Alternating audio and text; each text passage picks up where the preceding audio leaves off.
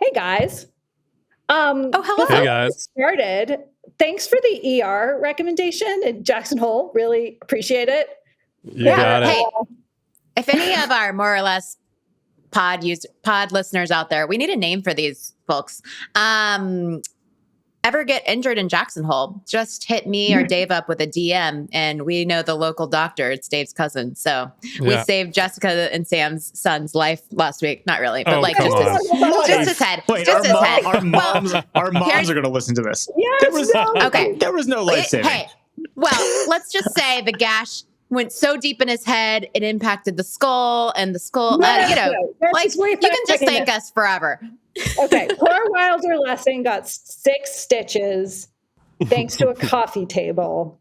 Ooh. And I am determined he will not have a scar because I am doing the best in scar prep. But I'm sad that I know the story now because I thought it was climbing the Grand Teton. Thought it was climbing the Grand. Yeah. It was our library. But thank you guys. We're grateful. This is what friends are for, and for podcasts. So, and how fun that we kind of got our first episode out. What was that like for you guys? Any fun reaction? I think a lot of people really like the name, so that's good. That was my contribution to this podcast. We named this was our text thread name for years, right? Yeah. Thanks to Brit. Yeah, I'm just a fan of puns. So anytime we could, and Dave created the logo with Figma. I was telling Dave the other day, I think this is a lesson in entrepreneurship. The 4 of us are entrepreneurs and investors, but we just kind of experimented with this. We sort of did it in public, and we the way the 4 of us just all made this happen in a few days was kind of magical and amazing. And I appreciate that about all of you. Let's keep the journey going. And thank you all for being part of it. Yeah, I mean, this could go terribly, and then we'd be done. So, let's not. We could go full fry festival, full fry. Yeah. I think we've got 2 topics of debate based off the headlines this week. So one that we've been talking about is sort of what's happening with social business models off Reddit charging more for its API fees and the firestorm that created. And the second is what the hell is happening in venture capital. Britt, where should we start?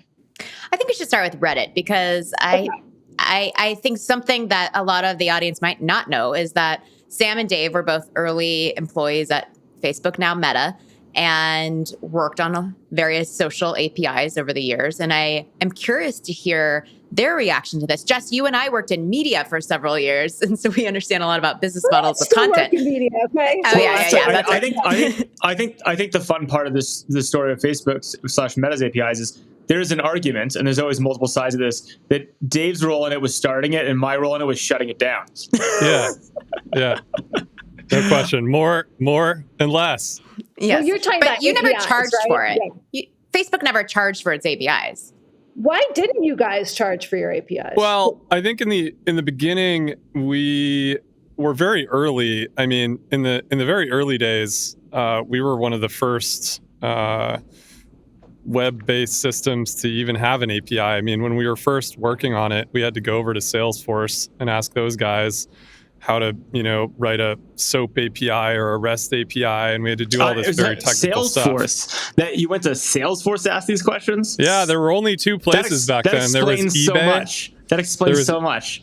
Yeah, there was eBay and there was Salesforce, and Salesforce had the SOCL query language, and anyway, we started out there, and back then, I mean, the notion of charging for an API wasn't even remotely in the zeitgeist. I mean, I don't think anybody was even remotely thinking about it.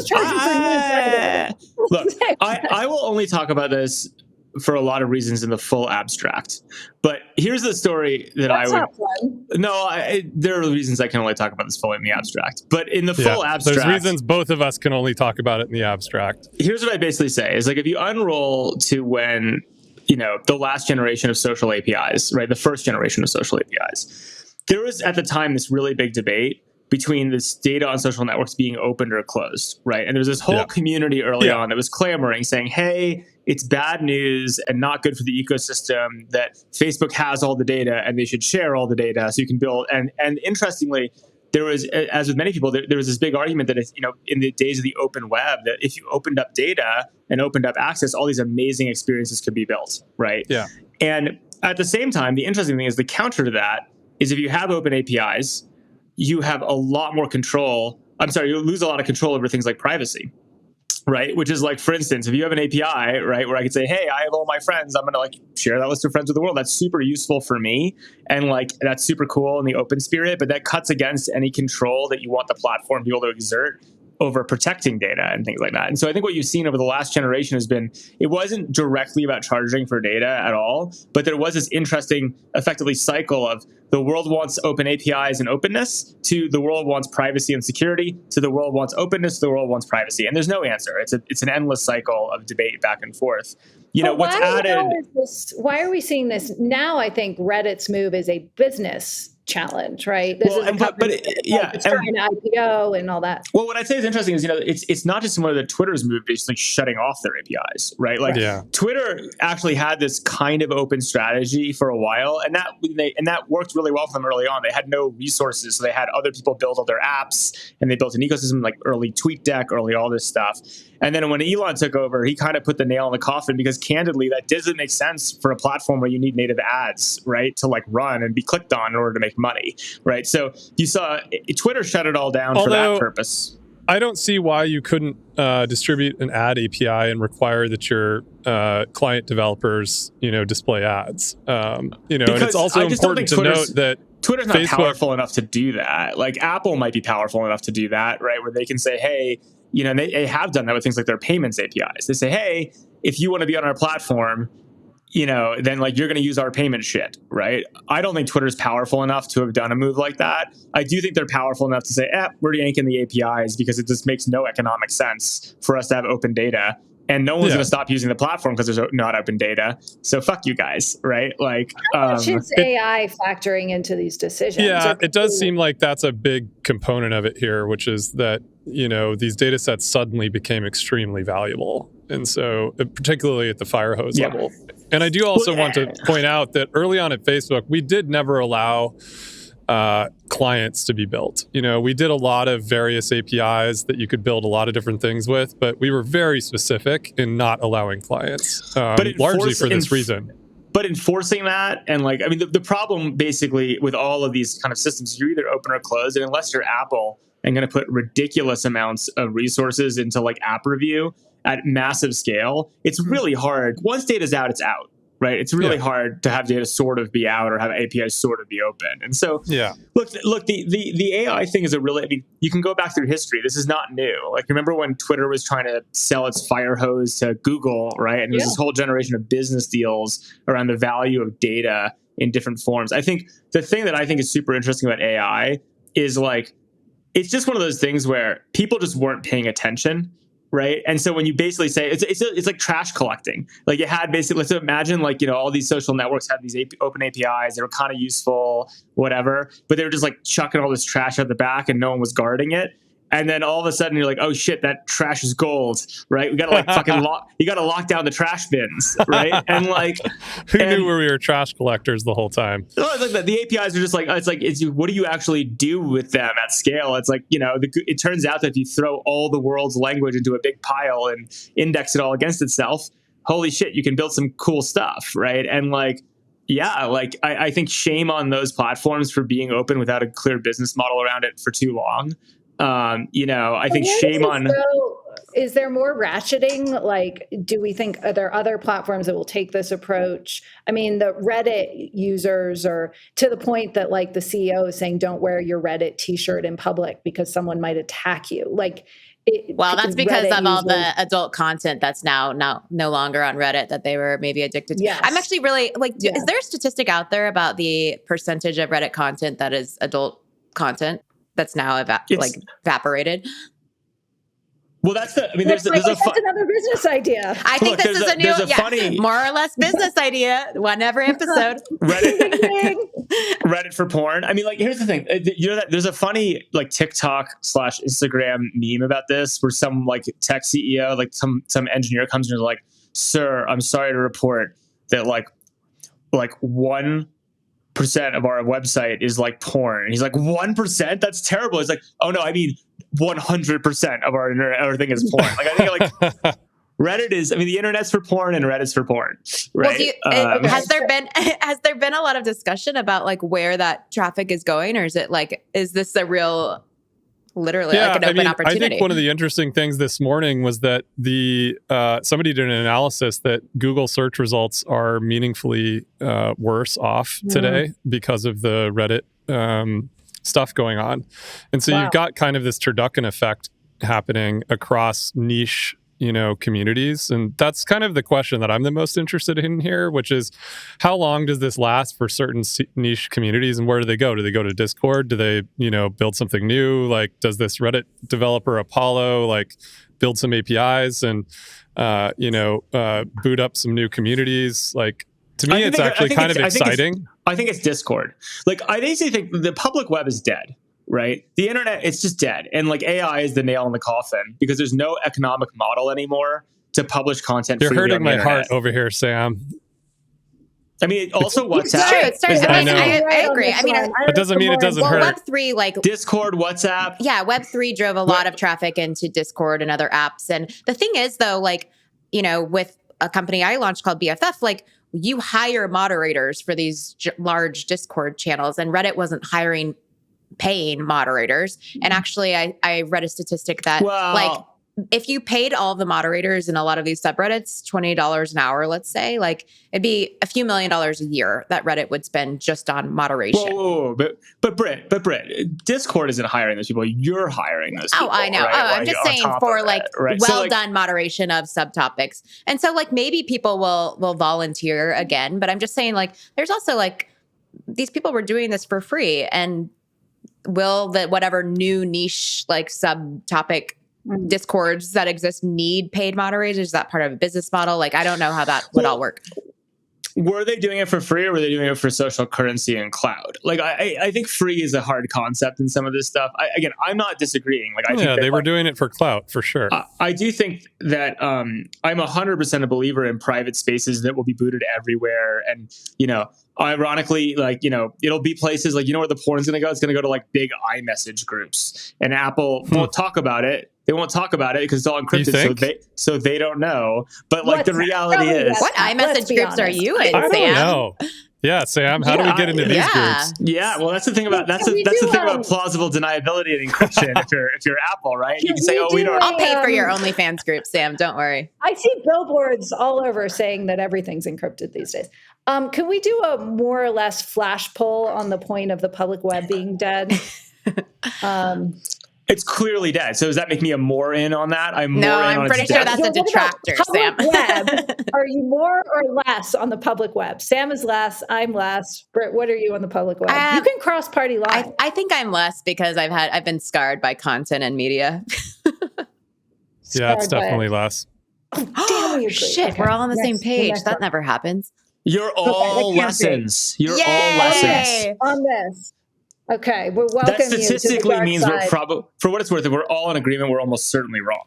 But I think on this one, it's pretty obvious that the public web has been dying for 20 years, and AI is the death it's over. AI is the death knell. We'll have a separate segment on AI use cases of the week, but I tell you, this is really it's getting crazy out there. Okay, any more thoughts on APIs, social media models, data, where it's going, private groups? I think everything's going private. And I think the irony is this entire generation of AI models, from my perspective, has basically all been illegally trained, right? It's there's all sorts of rumors that are flying on the tech community about how a lot of the kind of more image-based, large language large models, et cetera, were all trained on movies illicitly, right? I don't think I was confirm that, subtitles. but yeah, everyone's just taken all the Western movies and subtitles and trained on it, and that seems problematic. The reality is like problematic OpenAI would be an understatement. And like the question is if it's true and if it ever comes out and how it would come out and legal discovery, et cetera. There's a question I have though about that. Like, so definitely it's the Wild West. You've called it the Napster era, Sam. I think that's very smart. I think that's right. Oh, it will you. change. Everyone knows this. But like the information had a story today about how YouTube is potentially very valuable to Google in terms of building and continue to refine its models. The same piece pointed out that OpenAI had used YouTube to train their models.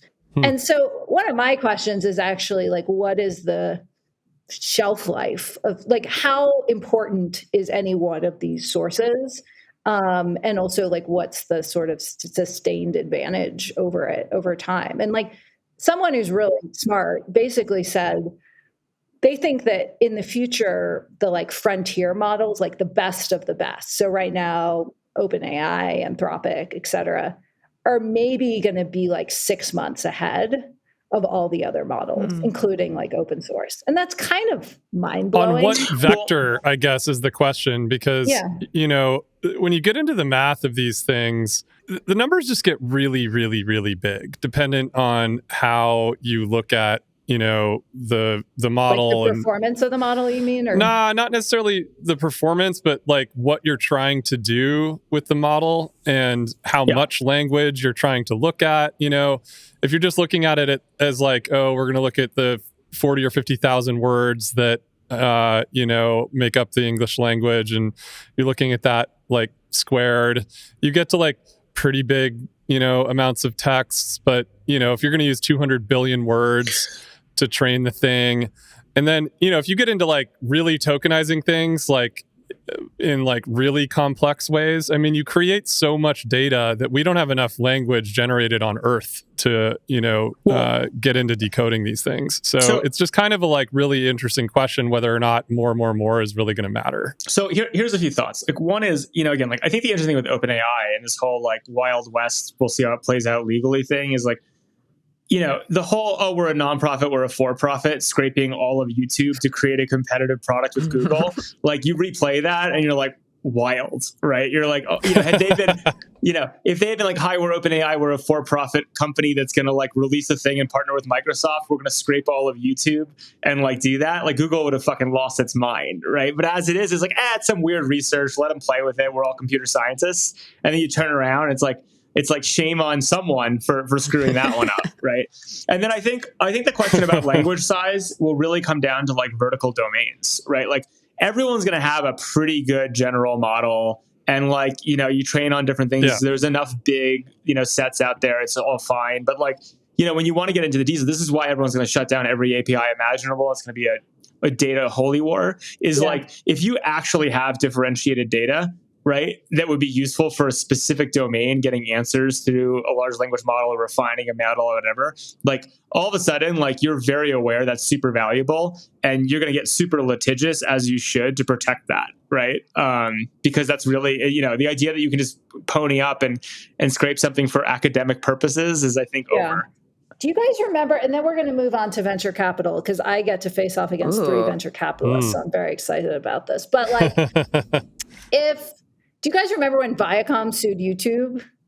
Brit, you were probably working. Oh, ancient history. Yeah, I was at Google in 2009. A long time ago, but it was sort of like, it was the watershed case for copyrighted content on YouTube. And music. All the music YouTube studios also sued YouTube.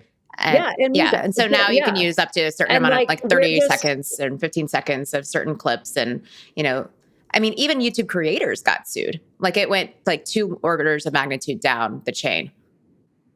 Yeah, and that was like a huge moment. So like, let someone go do that for AI. Well, New York Times, News Corp, I don't care. The problem is that all this AI stuff is effectively information laundering, right? Because you can't really point to where the sources came from, and people are trying to figure out ways to do that, but it's like kind of antithetical to the technology.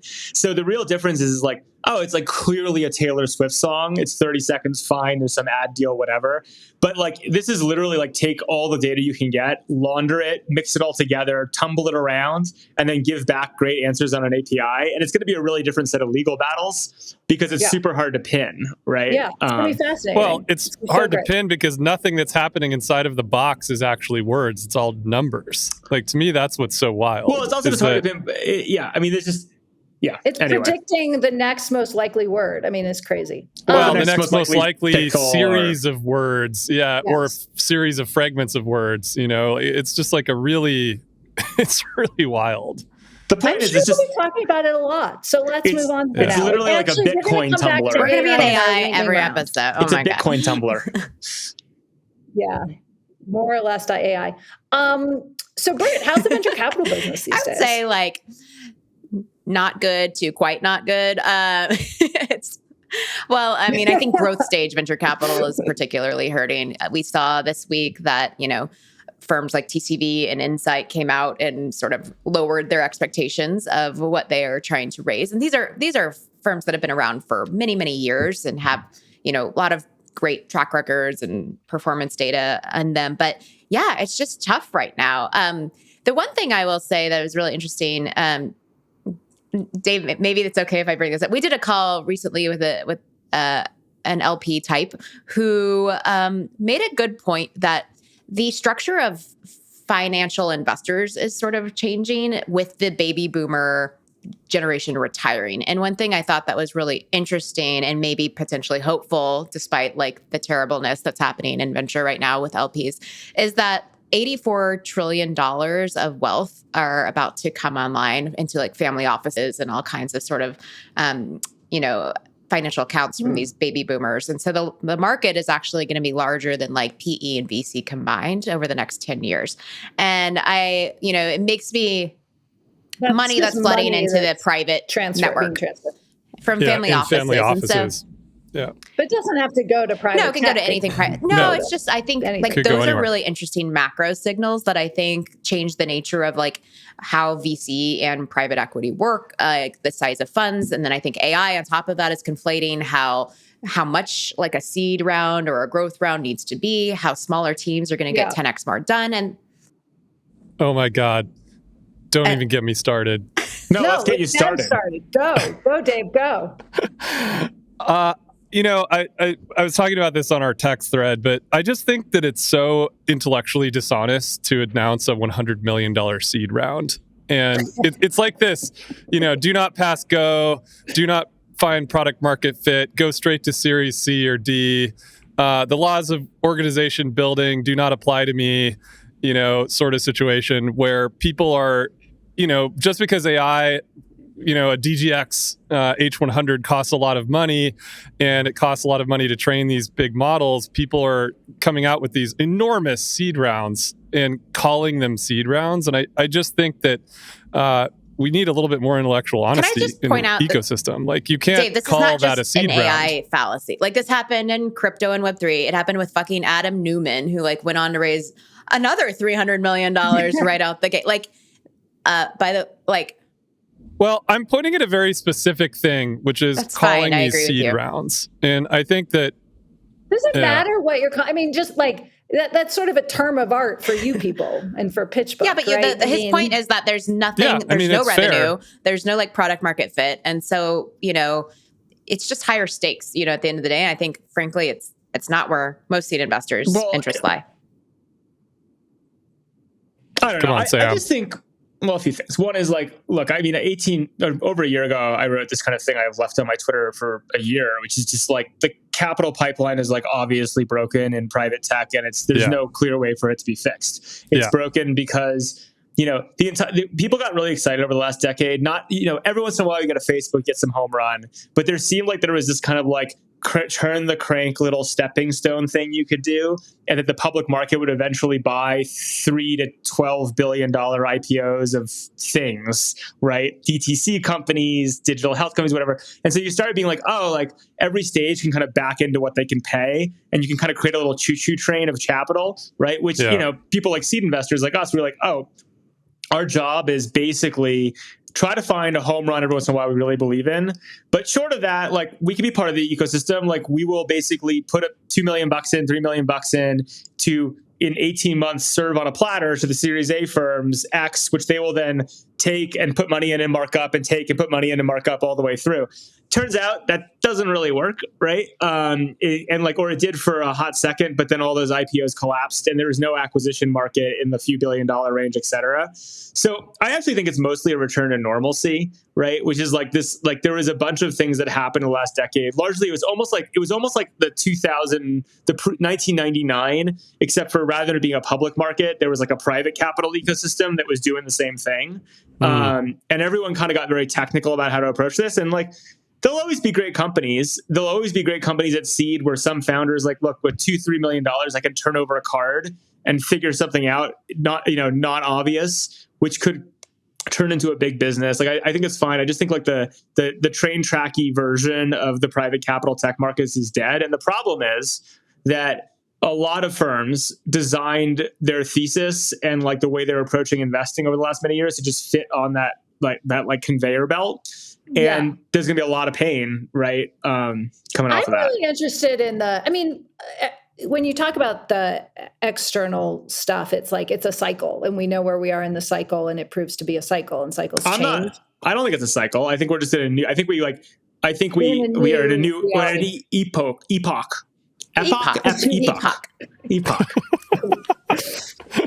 It's the game is over. The game is over, right? The whole game is over, but there will be a new game. No more eventually. No, there'll be a new game, but no one knows exactly.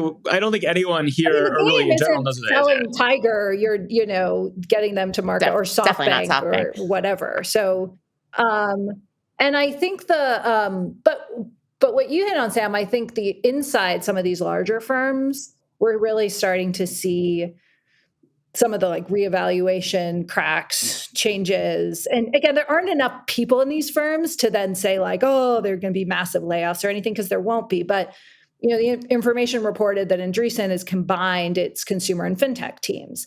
And that may seem really insignificant, but it's actually very significant, because what these teams represent are power centers and partners who've got carry in their own universe, and they get to kind of mark their bets. And when things are going well, they get to eat their own pie and get a bigger piece of it. But when things aren't going well, then other people are sort of like, wait, why am I measured to his pie? And it's, a lot of pie shifting seems to be. I think the other thing that signals is like, look, we got to a point where all the big bulge brackety VC firms, they basically were just trying to come up with as many products as they possibly could. Right. And then either telling LPs, hey, if you want to play in our really good stuff, you got to give us money for all these things to increase AUM.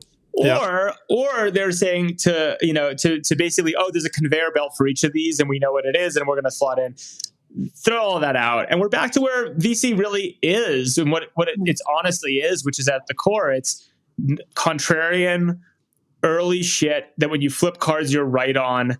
And ideally, you're flipping cards in a market in a way where, like, if you're really right, you're really, really right, right? But that doesn't scale. That isn't what we ended up with. And, the industry is, I think, going to get eviscerated with very few survivors in the next, 5 to 10 years, just as people run out of capital, I also think that whether it's a company or a VC firm, like so many of these companies and firms are overinflated with people as headcount.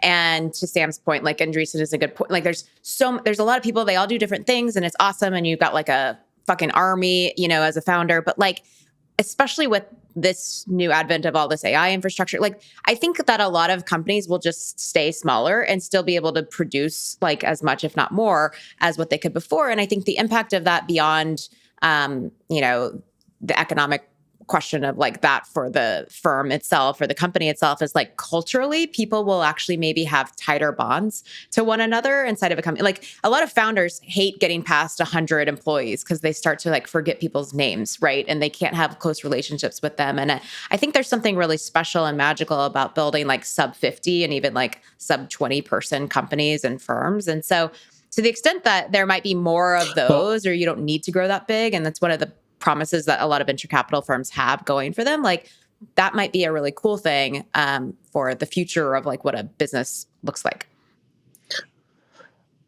Maybe, but I'll just push on for a second. I mean, I actually think what's going to happen is like we're going to have so many zombie companies for the next decade, right? Of people who are like, they've done fine. They make enough money to keep going. Their VCs want them to keep going, but they're not ever going to get to the point they're super attractive public market things are acquirable. And like, I actually think like, look, of all the things like those types of companies, those small ones, rarely do they need VC. Right, they look more like my wife's, like Jessica's business, The Information, which is great. Yeah. My wife. You forgot the other I was lesson. on the call. No, it's like, I mean, that's a great $0 VC story, right? Which is like, you know, at least I'll say that I think media and VC has always been a ridiculous combination. Like VC should not invest in media companies, right? Ever, right? And, you know, I think Jessica's built a great... I did not agree many years ago, now agree. But also like a lot has changed since then, Sam. Okay. So like today, in today's world, correct. Well, yeah, what's changed is every media company that took VC, with the exception of some smart maneuvers by you, has dead, right? So I just don't think those things mix. And I think the reality is there will be a lot of great 20-person companies. I think there'll be a lot of people who the next generation can own those companies, make great businesses, pay their employees, while build great cultures. Can I make a point that right? That's a different the breed. $100 million seed round that was just raised is more than the current $85 million market cap of BuzzFeed. So there you go. What is this company? Let the listeners, what's it called? The people, Mistral? No. Which company are we talking about that raised $100 million seed round? Or are we making a general? It's a general statement, but I think it was like, what is it? Mistral is what it's called. Yeah, there was some. It was floating around. Oh, yeah. I mean, and maybe it's going to be awesome, but there've been several of these. Look, the thing about that, though, just to push on that one, I don't actually know the details, and someone will comment and tell me I'm wrong on this, but I believe that deal was an interesting one because actually they gave up a huge percentage of the business, right? And it actually looks a lot more like a what are we talking about, 50%? I just remember there being a massive amount of dilution. It was not a 20% dilution round, right? It was a more of like, and that's an interesting one because, look, you do have these firms, you know, if you're sitting on a few $1 billion right now of dollars to deploy into VC, how are you going to do that, right? Like, it's like there's unless you're willing to buy the AI bullshit at scale, right? Like, you kind of just want to throw a bunch of chips into a few rounds, and if you're going to own enough, it's not really a traditional VC deal, right? It's more of a PE deal, right? Point. But it's like it's a very different vector than like what seed investing is, right? Well, Sam, and to go back to your point about the zombie land that we are headed into right now, one of the things that we've been talking a lot about it offline is how do you build products, not companies, and put small amounts of capital to work to build a product into a product market fit situation. So we're doing a lot of this in our studio where we're trying to effectively stand up products, ensure they have product market fit before we're even getting founders and company building going into the game, so that we don't end up with a bunch of zombie projects that have, you know, too much capital, too much emotional investment from the founding team that just kind of drift on into the future because they feel like they should, rather than either giving the money back or just shutting it down and moving on to the next project. Like, I think that, to me, this is a conversation that we should be having a lot more rigorous intellectual debate about, which is like in these earliest stages, meaning like seed, pre-seed, there's actually a lot of nuance around how do you build products that get product market fit and not drift off into the future and become a zombie that then gets all of this capital that you're talking about crammed into it and makes it even worse. And so that's the problem. I do think, I think the problem also, Dave, is like, look, on the flip side, it's like there's a lot of things that are good products but bad businesses, right? Yeah, or bad absolutely. companies. And so it's like an interesting thing where, like, to me, seed is all about de-risking a few key bets, which if you're right about, then unlocks a very, very large story. Right, potentially, right? And so I guess that's what I define as product market fit. You know, like, to me, like, once it's fit into the market, that means there is very large story, very large business to be discovered. Yeah. It's not always clear to me that the product is the thing you need to de-risk, right? Or like, it depends how you define these things. Like, there's a lot of products you can build, some of which you and I have invested in together. Great products, ultimately terrible businesses. Yeah, absolutely. Yeah. Okay, we're almost at how many of those round. lessons have we learned? We should go through that one episode. Oh, all lessons. Shitty products? No, all Yeah, the just like the businesses, sheer all- number. all Yeah. the number of products that Dave and I have funded that were great fucking products and terrible businesses. How about we? Most of them happened on ski trips, right? Like most of them. Well, I'll give you. I don't This want to list name. is long and storied. Yeah. I will only name one name on this because we could name many, but I'll name one because I know they won't mind me naming it. Which is, I put the first money into Venmo, right? And I think Dave, you and I was there. We were sitting at the table. Great product. You know, Cortina's a dear friend. Ikram's a dear friend. Love them. They will tell you, as will I. Great fucking product. Terrible fucking business. Yeah. It's true. Although, I use Venmo every day. I mean, it's like amazing. Yeah, we all do. You can send your money to /Sam. Split it between /Dave and /Sam. Jessica. Brittany, that's not proof Brit. that Sam really was the first one. That was a deal done at the Breslin Hotel or at the Ace Hotel, New York, if I remember the Breslin correctly. Bar. I stayed there recently. Hasn't changed. Okay, the rules of engagement for the lightning round. And we're workshopping these, so we'll iterate a little bit. But I have two topics, one serious, one not. And I think we just have to go around and kind of say whether in favor of more of it or less of it. So serious one, Google's getting another big antitrust slap, this time from the EU, focused on the search business. I feel like I've been covering this topic since before I could walk. But also it's worth talking about because this fall soon is the DOJ case is going to trial. And this is over the core of the search business, the competitiveness of it, as well as actually the more parts of the ads business. So there's nothing to do with like newfangled stuff like AI, but really competitiveness in ads and search. I guess the question is, do we think we want more of this kind of regulation, or has the ship sailed and it's time to just move on? Lesson, fighting last generation's wars. Also, Europe always has terrible regulation. Okay, Dave. I think it's pretty hard to claim that the digital advertising market is not a dynamic market when I don't know the exact numbers off the top of my head, but Amazon came into this market like in the last 5 years and gained something like 10 or 15% market share. I mean, so it's like pretty hard to look at that and say that this market, is a monopoly market that can't be moved. So less. Shit, I feel like it's on me to be more, but I'm the ex-Googler here, and I feel like I need to be like I'm like Google for life. And as someone who has obviously played in the digital media realm and digital advertising realm, it's frustrating that Google has as big of a piece of the pie as they do, but it's like they have a need for it. It's what they do well. It's like, I think they're innovating really well. I'm actually, by the way, Team Bard now. And I'm total Team Bard.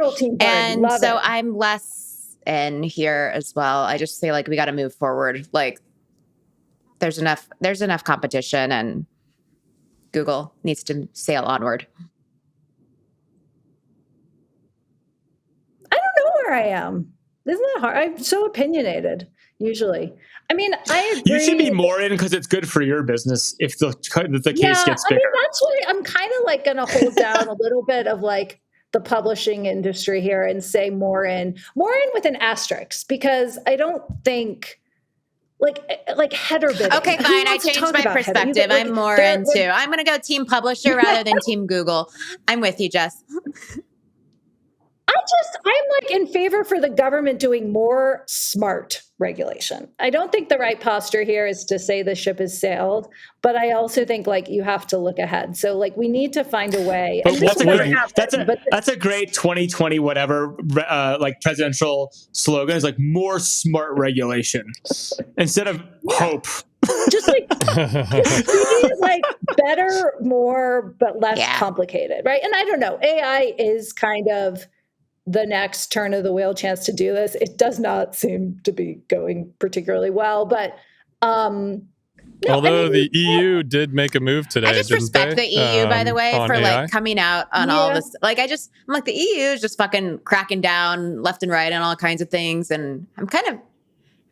Yeah, that's why? Because they have no tech companies. I just respect them for it. I'm like, at least they're like doing shit. Like, I don't know.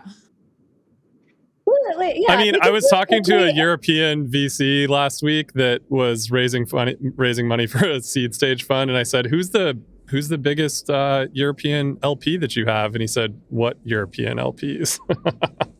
Yeah. But guys, Andreessen's moving to London. The firms, really? Crypto Bets or something. No, right. they're opening a headquarters. We can take for them. Instagram's offices. So I hear it's new. I guess it's not for LPs. We know that. Okay, so that was it. Now here's a fun one. A new Beatles song, thanks to AI. Are we more in or less into that? This was reported by the Guardian. And Paul McCartney like made this happen. Like, you know, I was wondering though, like, so you had to get like Yoko Ono's sign off because John Lennon's deceased to like recreate his voice. So it's like interesting to me that the wife. Well, I think like Sean was involved. Well, there was a lot of people involved. Do I get control of your voice when you die, Sean? Dave? Like, Sean do I Lennon. get control of Dave's voice when he dies? Am I? Well, I don't know. We're gonna have to talk about all that. I'm saying Unseal is, the will. I might have to give Sam and Jess Morrin on like this as a secondary, chess you know, move that some kind of. I think spouses Carve-outs. should control your voice, and then that I could do weird shit with Dave's voice when he dies. So that's why I'm Morrin. We'll see. We'll You know, we'll I actually, negotiate. you know, it'd be very funny. I actually liked it. For what it's worth, this gives me a good idea. I am more in on this. I think it's fun. Seems like harmless. It's going to happen anyway. Who cares? Here's the idea I have, Britt, is, you know, I'm actually, you know, you can buy death rights of people, right? What? Death rights are this Third big, it's a really incubation. cool market. This is Third such a more Sam or less Lesson incubation. idea. This is such a Sam Lesson idea. Here's basically how it works. It's like, okay, you're some musician. You're old, right? You can't do anything with your money once you're dead. So some PE firm comes to you and says, 10 years before you die, let me buy your death rights, because I know album sales are going to go through the roof when you die. There's going to be also some merch opportunities. But you're not dead yet. I'll give you the money now, but then I get it all when you're dead, right? And so I actually think a platform. What about your ancestors? I mean, not your ancestors. Next of kin. Next of kin. It's cash. I mean, you know, you can. Look, Yeah, so it's good. you want want to the pay cash now. taxes earlier and then Whatever. invest it. Yeah, so my it's more kids would years of totally sell compounding. my rights. So, They just want the money now.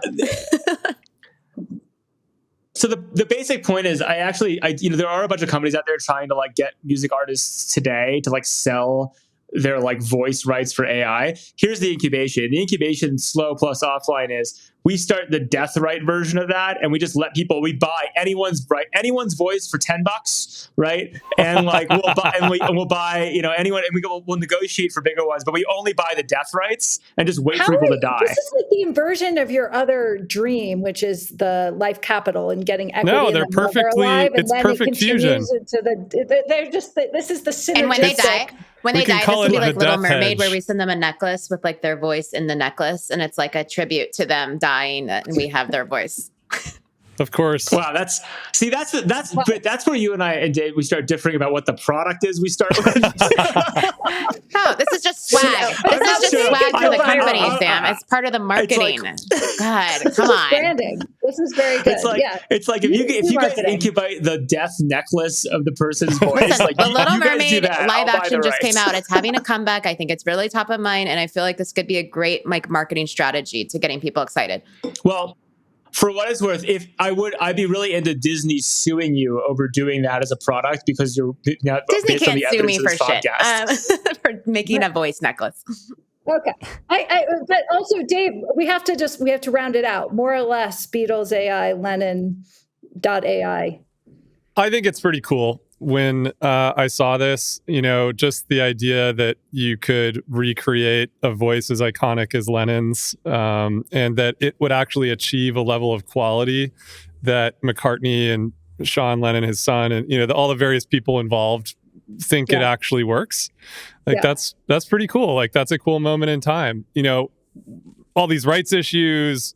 You know, I thought what Grimes just reminded. Sorry, I thought what Grimes did was really cool. I think that there's got to be some cool, you know, I don't know, intersection of blockchain and, you know, something here where you should be able to like write a smart contract around your voice or your entire catalog and, you know, give people access to go make things with it. Like that just makes sense to me. Once you die, Sam, they'll listen to the product. But I'm totally with you. You guys remember who was the thing, the dead person who society created an avatar of? Maybe he didn't die. Well, like tons of people have done this. I mean, but he was like famous, and then he delivered Tupac? like an award store. That was it, right? Tupac. It was Tupac. And that was like supposedly this moment, and I think it'd be really fun to like. I mean, you had Luke Skywalker in The Mandalorian, right? Like a year ago, that was the other one of these when they put Luke Skywalker in. I'm less excited about like John Lennon and more excited about like Vladimir Lenin. Like, get him to create some trouble. That'd be more fun. Okay, I just don't know if that's where you want to end. It's because we're watching a great show. Actually, let's plug the show. What show are you watching? Wasn't it true? I'll have to look it up, but there was some anthropologist that also reconstructed a voice of somebody, like using their vocal, I think it was like a simulation. Look, the people have done this one-off for a long time. People have been doing this with voices and putting it on YouTube and being worried about people faking Obama's voice for 20 years. Like it's now much better and easier to do, but it's not like, this isn't new. They could have done the Beatles album years ago. It's just a good PR moment. Yeah, I agree. I think it's cool. But wait, Sam, what's the show we're watching that got you thinking about Lennon? It's a great show. What's the name of it? Clearly it says, left a big mark on you. It's like a friend, a spy among friends. We'll get better at this and have these things pulled up for it. Spy among friends. Which network or streaming channel? This show is brought to you by who cares, Brit? We go through the Google TV to the Amazon app. Oh, Google TV was my product. In Hulu. It's like I'm glad you use Google TV. There you go. It works. And like, to be clear, we use a Samsung TV that somehow is preloaded with Google. That then it's a Sony TV. It's like 18 layers of software. You're welcome for that. You're welcome. And then sometimes it loads. Yeah, and none of them work. And then 2 Wi-Fi networks break down. You relog in. Well, I removed one of them, so now we only have one primary Wi-Fi. You're welcome. This is fun, guys. We covered a lot of territory. Had some debates. Had some agreements. Any message to the listeners? Thanks for listening to the pod. We'll put some of the articles in the show notes because I think that's what people do. But tell us if there are other pod-like things that we should do. How do we do an affiliate program? I love the idea of an affiliate program, but I'm not sure what we should do it for. Yeah, sure. Great. If you send this podcast to someone and use the code something, you're going to get like a Casper mattress. We'll send you some Venmo dollars. And some vitamins and supplements. Definitely some supplements. This is a good thing to figure out before next week. How about we put this on the podcast. Yeah, exactly. Or if you have ideas on how to do that, let's crowdsource this, you guys. Yeah. So if anyone out there listening wants to help us dream up our affiliate program, we'll cut you in on some of the profits. So pitch us. Well, I'm talking like 0.1%. Well, I guess that's the point of an affiliate. And let me tell you, the profits are enormous. The gravy train. Dave, what was that great Twitter account you created for us too? Should we plug that? Yeah, More or Less Pod. Okay, follow us at More or Less Pod. We're getting up on the new apps. We're not on the Google Pod yet because I forgot that one existed, but we'll keep working on it. Although we are on all the others, right? We're on Spotify, Anchor, all these things. Spotify and Apple. And our TikTok channel will come soon. Figuring it out. So to get to that, I go to my Sony TV through Google Play into Hulu, right? Yeah, exactly. And then you'll find us 4 menus deep. Great, guys. All right, enjoy see you the next rest time. of the week.